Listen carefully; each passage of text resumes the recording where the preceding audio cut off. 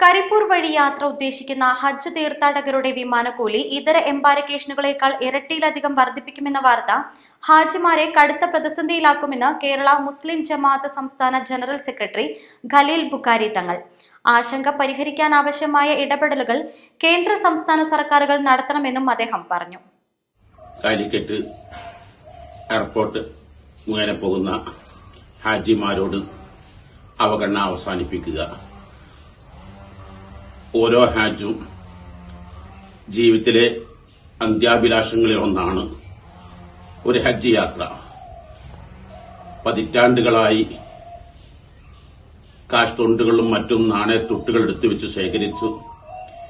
ചിലർ വീടും പറമ്പും വിറ്റ്, പല സഹോദരിമാരും അവരെ കൈവശമുള്ള സ്വർണ്ണാഭരണങ്ങൾ വിറ്റ് ഹജ്ജിന് പോകുന്നു. എല്ലാം അവസാന ഘട്ടത്തിൽ പെട്ടെന്ന് 75,000 രൂപ ഈ എംബാർക്കേഷൻ പോയിന്റിൽ നിന്ന് മാത്രം വർദ്ധിപ്പിക്കുക എന്നത് അവരെ മാനസികമായി തളർത്തിക്കളയും. പലരും ഹജ്ജ് മുടക്കാൻ നിർബന്ധിതരാകും.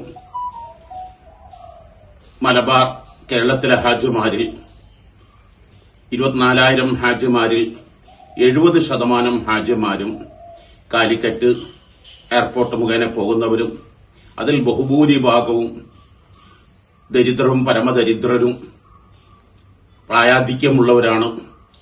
ഇവരോടുള്ള ഈ കൊടും ക്രൂരതയിൽ കേരള മുസ്ലിം ജമാഅത്ത് ശക്തമായി പ്രതിഷേധം രേഖപ്പെടുത്തുന്നു.